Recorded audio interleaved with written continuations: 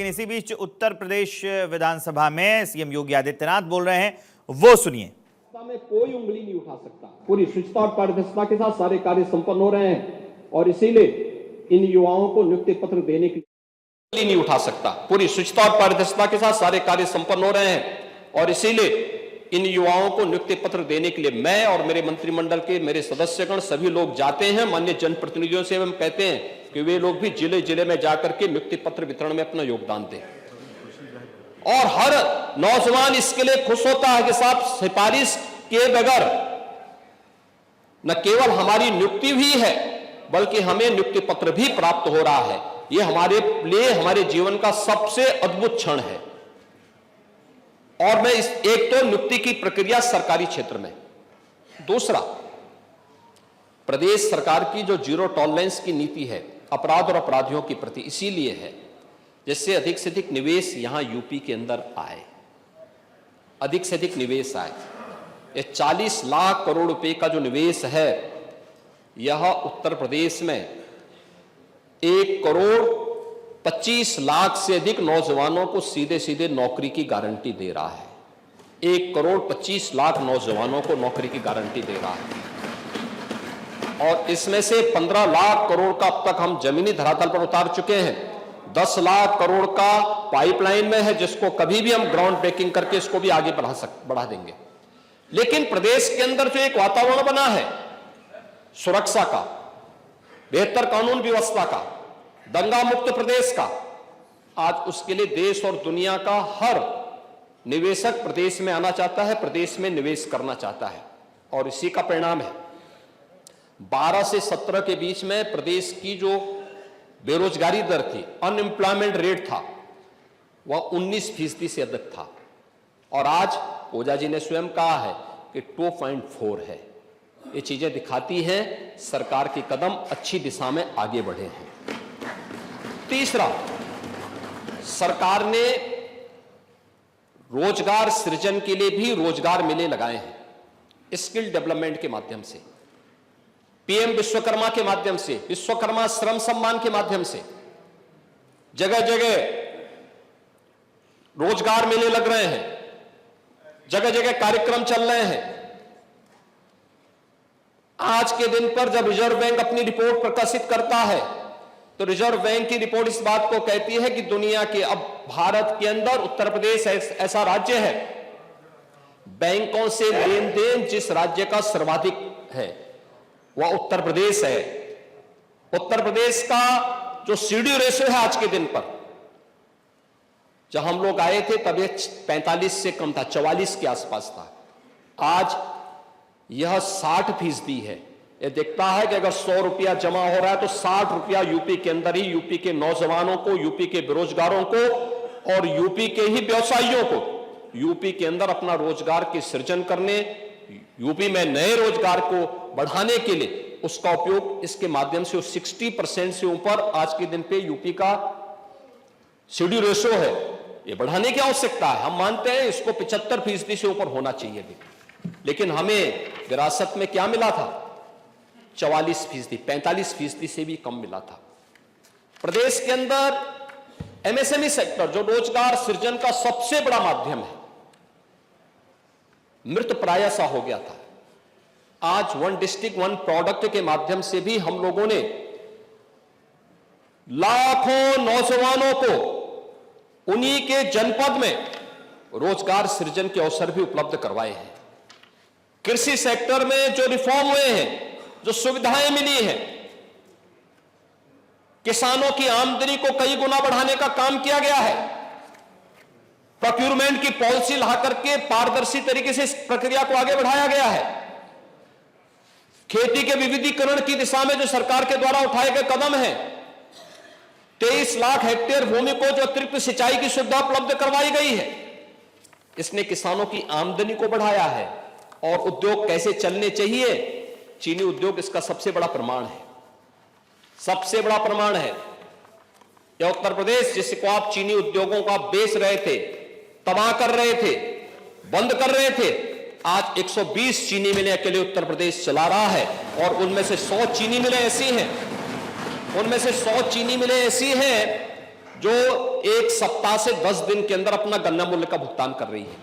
जो बाकी 20 चीनी मिलें हैं उन पर भी एक दबाव है कि भाई आप भी इस प्रक्रिया के साथ जोड़िए। लगभग हर चीनी मिल अपने से इथेनॉल प्लांट को भी जोड़ रहा है। सीबीजी के नए प्लांट लग रहे हैं और आज के दिन पर देश के अंदर सबसे अधिक कंप्रेस्ड बायोगैस के सबसे अधिक प्लांट लगाने वाला स्टेट उत्तर प्रदेश है। सबसे अधिक इथेनॉल उत्पादन करने वाला राज्य उत्तर प्रदेश है। सबसे अधिक चीनी उत्पादन करने वाला राज्य उत्तर प्रदेश है और सबसे अधिक रोजगार और सबसे अधिक नौकरी देने वाला राज्य भी उत्तर प्रदेश है। लेकिन इस दिशा में और भी कदम बढ़ाए जाने की आवश्यकता है। मुझे लगता है मैं फिर से अपने विपक्ष के माननीय सदस्यों से कहूंगा कि सदन में आकर के मुद्दों को रखें, लेकिन तथ्यों के साथ अगर रखेंगे तो इसमें उनकी गरिमा भी बढ़ेगी और उनका सम्मान भी बढ़ेगा। उनके जो मुद्दे थे, मुद्दा उचित है लेकिन तथ्यहीन थे, अपुष्ट थे। उनमें कहीं भी कोई भी उसमें ऐसे तथ्य नहीं थे जिनके बारे में कि वह सरकार को कटघरे में खड़ा कर सके।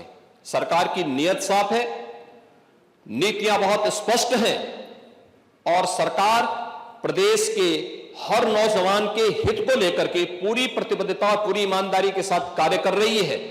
और उसी का परिणाम है कि उत्तर प्रदेश का जो स्किल डेवलपमेंट का मिशन है, आज उसका बेहतरीन कार्य आगे बढ़ रहा है। 12 लाख से अधिक नौजवानों को अब तक इस स्किल मिशन के साथ जोड़ा गया है। 6 लाख से अधिक नौजवान इसके माध्यम से रोजगार प्राप्त किए हैं।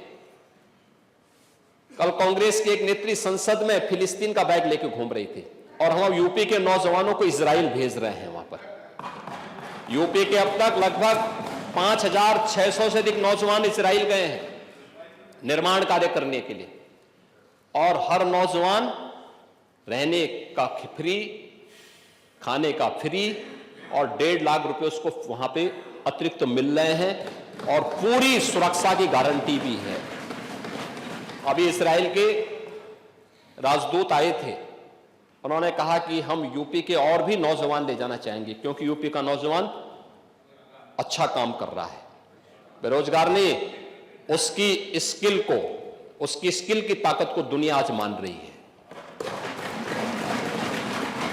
आप ये मान के चलिए, वह नौजवान जब 1.5 लाख रुपए भेजता अपने घर तो प्रदेश के ही विकास में वो योगदान देता है। हमें अभिनंदन करना चाहिए उन नौजवानों का। क्या प्रवासी भारतीयों ने भारत के विकास में योगदान नहीं किया? और क्या ये प्रवासी उत्तर प्रदेश का नौजवान जो आज गया है उसके सामने एक अवसर है, यहां काम करता 20,000, 25,000 रुपए, 30,000 रुपए प्राप्त करता। पर कैपिटा इनकम कहां लेके गए थे आप लोग? 1947 में जब ये देश आजाद हुआ था, प्रति व्यक्ति आय उत्तर प्रदेश की भारत की एवरेज आय से ज्यादा थी। और 2017 में जब हमें सत्ता प्राप्त हुई थी तब उत्तर प्रदेश की प्रति व्यक्ति आय भारत की जो प्रति व्यक्ति आय थी उसकी 1/3 रह गई थी। आज हम उसको दोगुना करने में सफल हुए हैं और मेरा यह मानना है कि अगले 5 साल के अंदर उत्तर प्रदेश की प्रति व्यक्ति आय फिर से भारत की प्रति व्यक्ति आय से अधिक होगी और इस दिशा में उत्तर प्रदेश की वर्तमान की वृद्धि दर इस बात को संकेत करता है। और मैं इसीलिए आप सबसे कहना चाहूंगा, हमें उत्तर प्रदेश को और विकास की दिशा में आगे बढ़ाना चाहिए। कल कुंभ पे भी चर्चा होगी और मुझे लगता है कुंभ एक अवसर होगा हमारे लिए उत्तर प्रदेश को वैश्विक मंच पर शोकेस करने का हर एक फील्ड में। लेकिन इसके लिए अच्छा बोलना पड़ेगा, अच्छा सोचना पड़ेगा, नकारात्मकता को हटाना पड़ेगा। विपक्ष का मतलब नकारात्मक नहीं हो सकता है, विपक्ष का मतलब हर चीज में बुराई करना नहीं हो सकता है। कुछ अच्छा भी करिए, अच्छा भी सोचिए, अच्छी दिशा में भी चलिए। अच्छी दिशा में भी चलेंगे तो आगे अच्छाई देखने को मिलेगा। लेकिन अगर नकारात्मक दिशा में चलेंगे तो उसके सामने एक तरफ कुआं होता है, एक तरफ खाई होता है। मुझे लगता है उसके अलावा कोई दूसरा नहीं होता है। तो नकारात्मकता किसी समस्या का समाधान नहीं हो सकता है। और यही मैं आपसे कहूंगा कि सरकार अपने नौजवानों के हित के लिए अनेक कदम उठा रही है। उनके हितों को संवर्धित करने के लिए हर प्रकार से प्रतिबद्ध है और जो मुद्दे यहां पर उठाए गए हैं सरकार उसके लिए पूरी तरह अवेयर है और उसमें किसी भी नौजवान के भविष्य के साथ खिलवाड़ करने की छूट किसी को भी नहीं देगी। यह भी हम सुनिश्चित कर रहे हैं और इसीलिए ग्लोबल मैपिंग के साथ साथ देश के अंदर भी अलग अलग जगह कहां कहां यूपी के नौजवानों के लिए नौकरी और रोजगार की संभावना हो सकती है, इसके लिए भी कार्य सरकार के स्तर पर प्रारंभ हुआ है।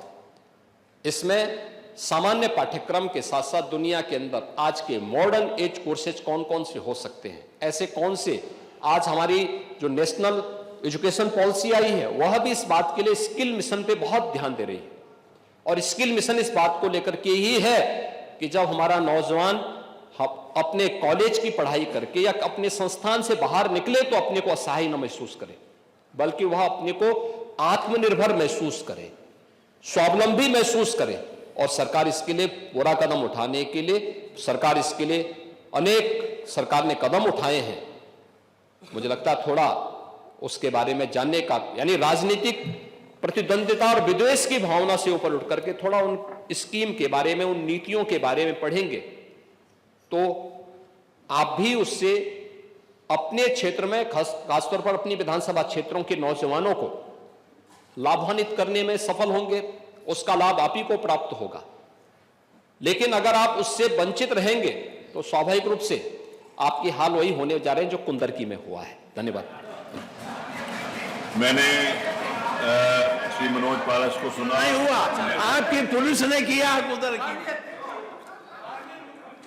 ये चर्चा तो हो रही है, चर्चा नहीं हो रही माननीय अध्यक्ष, चर्चा नहीं हो रही,